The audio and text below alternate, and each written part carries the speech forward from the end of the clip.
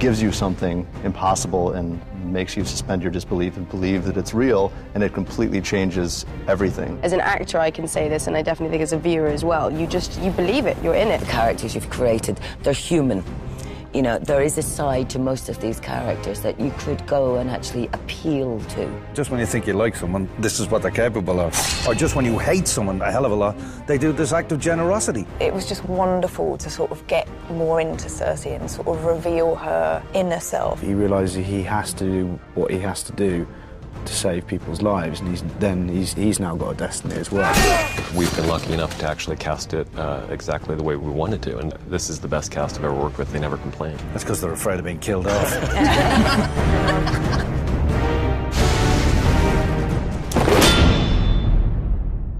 So the second book in George Martin's series is Clash of Kings, and the second season follows Clash of Kings. And there are now, whereas the first season Robert Baratheon was the one commonly accepted king, now there are 4, 5, maybe even 6 people declaring themselves kings. Who's the rightful king? Stannis. Joffrey Baratheon. Absolutely, Stannis. How's it Joffrey? He's not even a... Yeah, no, obviously it's Dany, but I don't know, technically at the time for you guys, I suppose it's Stannis, obviously, but it's not really, it's because you're just usurpers, all you. So Michelle, Rob talks a lot about not wanting to be king, and now, do you buy it?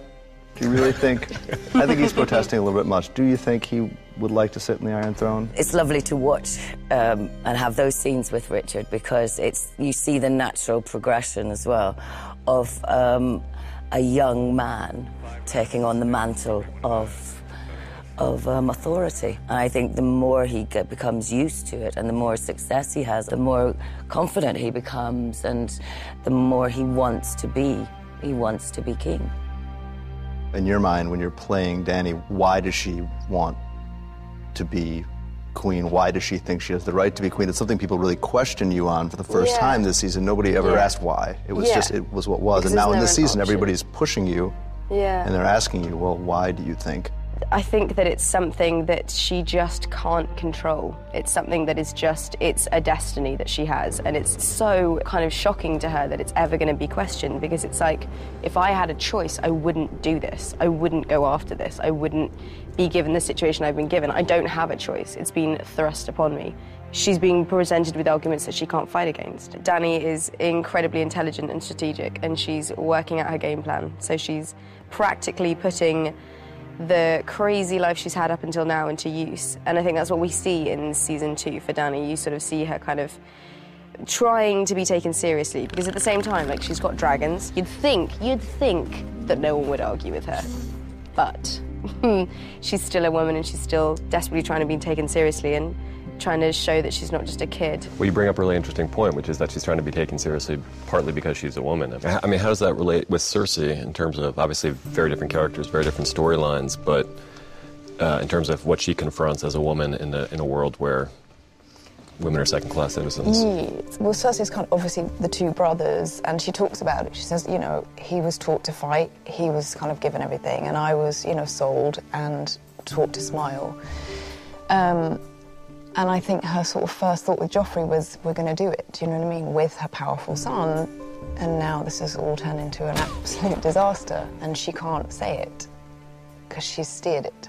But her fight, as a woman and as just generally being more easily disregarded, I think that bites her all the time. She doesn't have Jaime there to confide in, and she's only got Tyrion, and she comes to a breaking point where she does try to, but they're so dysfunctional that it doesn't work. That's one of my favorite bits in the season, when she realizes the only person she can talk to, even remotely, is her brother, who she loathes, but they share so much history that he's the only one who really understands, and they try to have that moment and fail. To me, that was a really effective moment. Well, there's that wonderful moment where you're saying to Tyrion, I mean, you're the only one who's taken it seriously. Jaime has always been, there's kind of a sense of entitlement with Jaime, where everything came easily for him. He's the eldest son, he's the great fighter and everything. He never took it seriously. And then, of course, Tyrion makes a joke about it, and, this moment where you're revealing a lot about yourself, he just uses it as ammunition.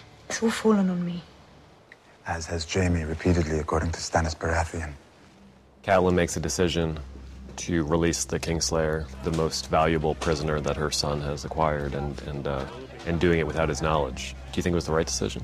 I genuinely think it comes from, with Catelyn, it comes from a very honest, loving place. She wants her daughters back. She is deceived to go on to become the deceiver too, because Littlefinger gets to her, and he plants the seed in her mind whilst giving her her husband's bones. And I think it's something that very gradually builds, because even in that scene she says, do you think I keep secrets from my son? You know, so she, at that point, it's never going to happen. But gradually, over the course, this need, this burning thing of this wish to get the family back together. You learn what's happened to your sons in Winterfell and that they're in jeopardy. One thing we haven't talked about, which I always found fascinating about her character, is her relationship with Jon Snow and just how much she loathed Jon Snow for so many years. And this is a woman who's so loving in most ways with her family, but doesn't consider him a part of the family. He's like this alien who's been brought in. In a lot of ways, Jon is betrayed by many people close to him. Like, Catelyn betrayed him. His father betrayed him by not telling him the truth about who his mother is, or what the wall's like, or the realities of things. Uncle Benjen says he's coming back and he doesn't come back. You know, there's lots of people that betray Jon in his life. What's your name? Jon Snow. Snow. Listen to me, bastard. All you lot from south of the wall. You Southerners. Wildlings versus Night's Watch. Seems like the Wildlings have a better deal. Yeah, there's more of them. And as Rose, yes. And there's a big scene in season 2, a couple of scenes where Ygritte touches on the fact that the Wildlings kind of have some things to offer that the Night's Watch does not have to offer. Do you feel like some real ambivalence starts to creep into the equation? I think he does. He does have that struggle in that, you know, he is at the heart of it. He's a man, and as such he craves what men crave, which is company and women. But I think the whole of the second season where he's talking to, Ygritte and being tempted by her and teased by her, it's pretty hard not to look at that side of things and want it. So he does have that struggle, and I think he really kind of is tempted to run off like Mance Rayder did and go and join the Wildlings, which towards the end you see him do to one level or another, I suppose. You never really win an argument with her. She always gets the last word. Well, she always seems to leave him she leaves him with the last word, and then she goes, and he gets really like turned on by that, I think. You know, he sort of kind of really floats his boat. And Rose, who plays Ygritte, was fantastic. Just an amazing actress and just so brilliant to work with, and she nailed that kind of that teasing quality. How old are you, boy? I'm a man of the Night's Watch. You're a boy who's never been with a girl. You got to go to Iceland for 3 weeks. Yes. Tell us about beautiful Iceland. Iceland was, it's just stunning. It's the most amazing landscape. When you fly in, it feels like you're landing on the moon, and that's exactly what we needed for beyond the wall scenery. So I think the one worry that we all had is that it was so alien-looking that people will watch and think this is all CGI'd when it really isn't. None of it's CGI'd. It was minus 35 one day. Gosh, that's so cold that people's beards froze to blocks of ice. Yeah. Well, there's a shot of Samwell's talking to Jon Snow, and in one shot his face is basically clean. And we cut to Jon, and then we cut back to Samwell, and it looks like he's become Father Time. Just behind the camera, me and Jon can just see David Benioff laughing. It's just like such professionalism. So looking around the table, all these characters are of noble birth. Even the bastard has noble heritage. Davos Seaworth, on the other hand, comes from Flea Bottom, the worst slum in all of King's Landing, and his father, as he says, is a crabber. And he made his living as a smuggler. So, and it's not something we've really talked about before ever, but, what do you think of the class differences and interacting with, the fact that you're now interacting with men who would be kings? Well, I think what's got him there is his loyalty and the fact that he has the gift of lateral thinking, which is, he helps Stannis, and Stannis holds his thoughts in such high regard that he can be swayed. And I don't think he's that. I don't think Davos is certainly not the type. There's no ambition. I don't think it's an ambition. Duty was probably at the top of his list, or his attributes. I think he's of the opinion that the truth will set you free, and it's why he's so devoted to Stannis. Do you think Davos believes in this religion? At a certain point in the beginning, he seems like a definite non-believer. He's a real skeptic, and he talks about going all around the world, and everyone's talking about their God, and he's seen people praying in all different languages. It never works. But then he sees Melisandre conjure the shadow demon or give birth to a shadow demon. There's no denying that happens. So, I mean, what do you think he believes? Well, I say Sorry, I was just listening as a listener. It's just quite strange. We're talking about very seriously the birth of the shadow. Yeah. Well, this is exactly. I think your point is a good point. It's that the world we're in. I mean, we know that the dragons existed and all, but everything is kind of out there. It's myth with evidence of it being real. So I think it's not like the real world with somebody giving birth to this weird creature. It's something that has come from a world that they've tried to push away, and now it's coming back into the world. It's the same with the dragons coming in, same with this coming in. It's incredibly scary, incredibly dangerous, but not beyond belief. And I think there's an acceptance in that. And I think it's one of the strengths of the show is that you can have this stuff. It's a wonderful extra element to the reality of the whole show. And I played that as it being scary and life-threatening, but not so ridiculous. The opportunities that it opens up are extraordinary and incredibly unusual for a drama. I think it's testimony to the calibre of the characters, that they're written by George and by you guys as well, that they can kind of, you're so sucked into the layers that they have as people and as a drama in itself that you put the fantasy on top. And as an actor, I can say this, and I definitely think as a viewer as well, you believe it, you're in it. Throughout the whole of season 1, you get little tasters, and you kind of, the back of your mind, you're sort of working it out because you believe the characters as people. Catelyn has that scene with Brienne where you're talking about what you've seen with the shadow demon has assassinated Renly, and this is your first encounter with the supernatural. It seems like you've been a skeptic about it as well. I mean, you're a very practical woman. From Catelyn's point of view, it's in some way her role in the second series is about negotiating. It's about going and actually, which is wonderful with the characters you've created, they're human. You know, there is a side to most of these characters that you could go and actually appeal to, and as a mother, and say, please stop fighting. So that there's a possibility of achieving that with real people, but with supernatural, you can't. Mm-hmm. You're playing a completely different game. Yeah, it's a game changer. And it opens up a completely terrifying option, which is you cannot control it. And when she has that scene, when she is there negotiating with Renly, and suddenly this thing happens, and it's the fact that she has seen it as well. And she can't really describe it, but she knows that this is evil. There is something evil here.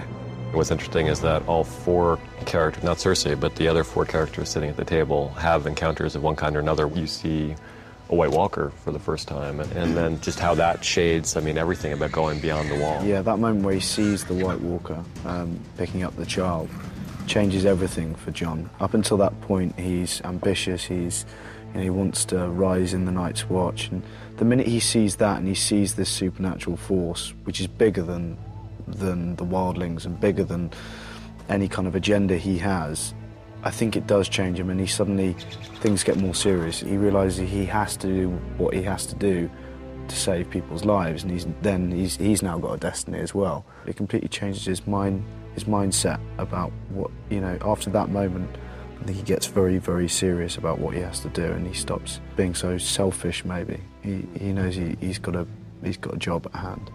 But there's a lovely scene which I love playing, which is the one where he's telling Commander Mormont he saw something, and Mormont's there saying, yeah, you did, but it's good that you did, sort of thing. And you realise that he's known all along that these sacrifices are taking place. And it's a really horrific moment. Sword. Something to that child. Whatever it was. I dare say you'll see it again. Everybody at this table has had some very emotionally challenging things to confront. I mean, maybe we could talk about that a little bit, talk about what you all personally thought were some of the most difficult scenes dramatically to tackle. I really loved the way you guys kind of built up a relationship with Mathos, and that they had. I mean, he does challenge him, and I really like the whole thing that my character is. He's uneducated, but he's loyal, and he's heart's in the right place, and he's good. He's got street smarts, and this bizarre situation where his son has been brought up and educated, and his son is now trying to better him or get him to better himself. I love that journey because their relationship was so lovely with each other. It is. It would be so easy to mock the religion of the fire god, but then, you know, he has that really wonderful moment that the two of you played together where he's talking about praying for you when you were off at sea and how you always came home. And on the boat, that was... But it's also really evident the pride you take in your son and the fact that he is literate and that he'll be a knight someday and that he is someone who's so trusted by the king that he's writing down the king's letters and all. I mean, that seems very real. And yeah, he's got a future, and to have that all taken away, I think it just adds a great pathos to the whole thing. It's what's wonderful about the show is those interpersonal relationships and the loyalties. I have faith in the Lord of Light. I have faith in our cause. And I have faith in my captain. What was it like to work half your season on a boat that was built in a parking lot and pretend like you were actually at sea? Well, I'm still, everything I look at is still green. I'm going down. So it's weird. I've got a monochrome retinas now. No, it was wonderful, and especially episode 9 with the war. And Neil Marshall, who directed that, I've worked with a couple of times before. So because it was so involved and technical and image-driven, that I consider myself lucky that we had a kind of a shorthand. Yeah, and of course, I mean, episode 9 is in some ways the centerpiece episode of the whole season, culminating in an attempt or a thwarted attempt by Cersei to kill her son and commit suicide. And to get to that place, I mean, it was probably the most emotional we've seen Cersei, or at least the most, pushed to the most desperate. That was kind of extraordinary to film anyway, because I've got a little boy, and you can put yourself there for sure. She doesn't want any harm to come to her children, and so she's like, if I take his life, and we'll be together. Well, that scene is a beautiful performance by you. I mean, it's such a tricky thing because you're telling your son almost like a little fairy tale, yes. And you don't want to let on that you're so frightened because you're trying to calm him. And well, that thing with children when they fall, or if they look to you for, yes, is this scary? And you go, no. And if you go, oh, they totally feed from that. And so that was part of the reading, was, not inferring what was coming or that it was horrifying. How did you feel, Lena? Cersei's character, we learn a lot more about her in season 2, and she's at home. I mean, so much of season 1, she's on the road or she's up at Winterfell. Mm-hmm. Tell us about the differences. I mean, working, and you got to work so much with Peter this season, which was a change. It was great. I mean, it was just wonderful to sort of get more into Cersei and sort of reveal her inner self a bit more. And so just to sort of let it go a little bit more. And then, of course, the relationship with Tyrion is kind of immensely challenging. She's got a huge hatred for him and a massive respect at the same time. And she's kind of wants to be him in some ways. I think she wants to be both her brothers, and so to sort of get into all that, especially with Pete, who I've known for a long time and I trust and I love him to pieces, was sort of exciting, and it was just edible for me this year. I loved it. We were just talking last night about how interesting it is that the personal love that you guys have for each other translates so effectively to like sibling rivalry and hatred on screen, and how like the comfort level that you have with each other lets you go to that place. Yeah, because you feel safe and you're not questioning anything. And I was pretty violent to Pete on one occasion. Get out! Get out! I mean, that's an effective shove because he falls down, and I remember seeing it and thinking, I don't remember us writing that, but it works so perfectly. I know, and I said, Pete, I'm so sorry, like that was, and he went, I love it. I went, okay. We're good. So on the betrayal theme, Catelyn and now Robb Stark is also, he is deceived by friendship, for instance, and trusting in Theon, and you're advising him not to. I mean, you're desperately trying to convince him not to do it. It must be immensely frustrating for the character to wish she had power as opposed to just being the one who can whisper and give advice. Yeah, right. Also, I think in the nature of that relationship as well, it's that thing of not wanting to emasculate either. You can't go in and say, no, don't do this because it's terrible, you know. And also, I don't trust that person. You know, he is a man in his own right, and he has to make decisions. And sometimes it is better for a parent, I think, to, rather than humiliate them, to let them make their own mistakes, because that's how you learn. What's it like working on the show back in your homeland, Northern Ireland? Oh, it's wonderful. I mean, a lot of the time, this year particularly for my character, a lot of stuff was interior, like in tents and stuff like that. So, but on the few occasions when we did have exterior, they were the most stunning locations. Just so beautiful. Like at Ballantoy, at the rope bridge, and then up on Fairhead, where I used to go when I was a kid, when we were on the horses, and then you can see Rathlin Island, and then you see Scotland, and if you go that way, it's America. And when you're up on this precipice, and you really can see the world is round, because it goes like that. And you got to spend a month in Croatia, which this is true. You know, some people did not get to go. Yes. To. Yeah, rub it in, David. Why don't you? Tell us about Croatia. Croatia was amazing. Croatia's just so beautiful, and it's just insane that we managed to find somewhere already that looks like the world of Game of Thrones. It's ridiculous. But yeah, it was amazing fun. We had a good time. Where are the dragons? Will you betray her again? Never. Daenerys famously is betrayed several times over the course of the series. Yes. Your character's not aware of all of them yet, but no. But one of them, I mean, one of your most trusted handmaidens. Yeah. What was that like? Well, it was because it caught me unawares. It caught me when I wasn't looking. I was concentrating on these crazy people in Carth not believing me, and she's not just kind of sitting on her laurels waiting for stuff to happen. She wants to go and actively cross Narrow Sea and take back the throne and start making an active kind of attempt to fulfill the destiny that she's got. So she's not looking when that happens. She doesn't have anybody that she can rely on or trust. And the only things that she has is these things that she's created, these dragons, and she puts everything into them. Her destiny, her hope, absolutely everything. So she's pretty untrusting of people as it is. So then when I think this happens, it's like, what?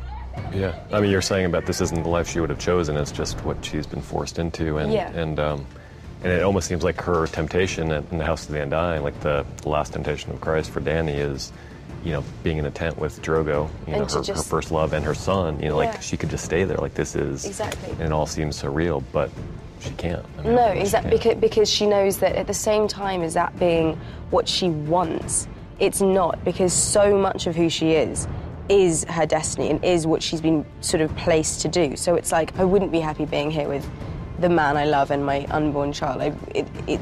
Because I have to answer to what makes who Dany is. And I think that's the beauty of the books. I think that's the beauty of the character. I think that's the beauty of the storyline, is that that's life. That's what happens. You can't.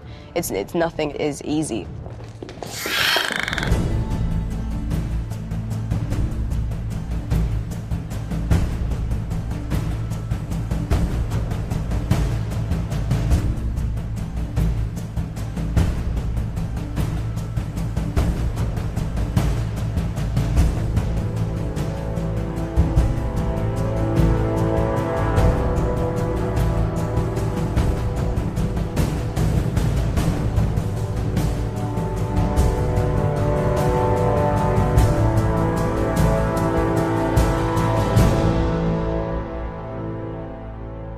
And good night. Already? We need some music theme. And then a slow going to silhouette. Bring the lights down right.